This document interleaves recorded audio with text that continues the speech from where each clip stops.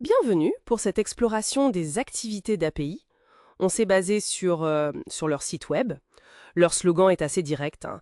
Simplifiez-vous l'Afrique avec un partenariat commercial de confiance. Alors, on va essayer de voir un peu ce que ça veut dire concrètement. Comment ils comptent simplifier les choses sur le continent? Quelle est leur mission réelle? D'accord, alors si on décortique un peu, ce qui frappe tout de suite, c'est l'étendue du matériel qu'ils proposent. C'est vraiment impressionnant.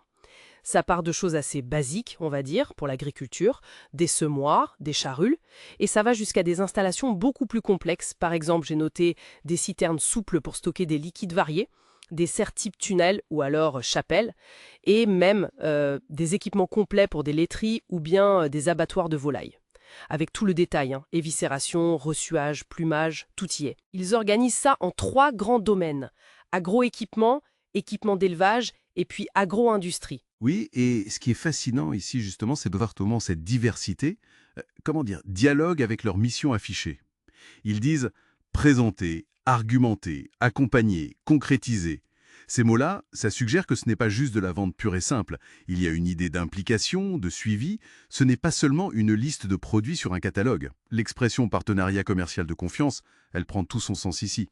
Ça semble être vraiment leur approche. Analyser les besoins, mobiliser des experts techniques, financiers. En gros, ils ne vendent pas qu'une machine, ils proposent une solution complète, un accompagnement. Exactement. Et c'est là que ça devient vraiment intéressant, je trouve. Cette idée de proximité, de sur-mesure, elle est comme renforcée par leur présence physique. Ils ont bien une base en France, à Bordeaux, mais surtout, ils ont des contacts directs en Afrique, des bureaux, des représentants en Côte d'Ivoire, au Cameroun, et même une antenne en Tunisie qui couvre l'Afrique du Nord.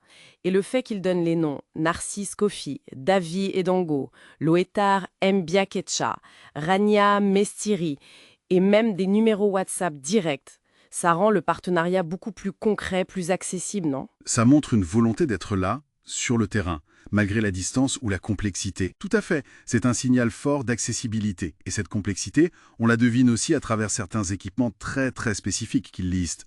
Quand on lit, par exemple, gestion des poudres et granulés, ou logistique du froid, et y compris le froid solaire. Ça, c'est crucial dans des zones sans électricité fiable.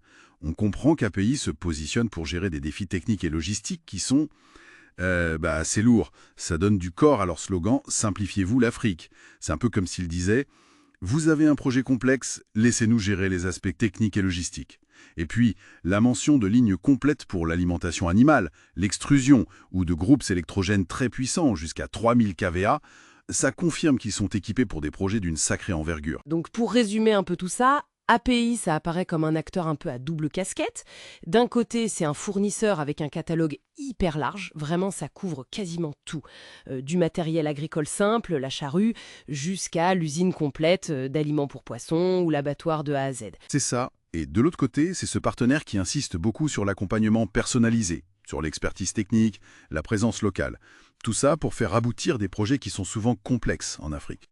D'ailleurs, ça soulève une question intéressante pour finir, je trouve.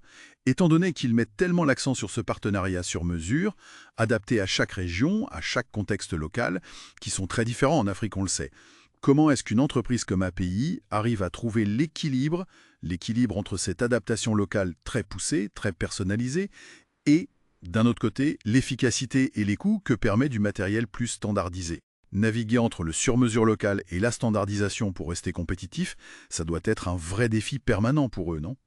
Une question à méditer.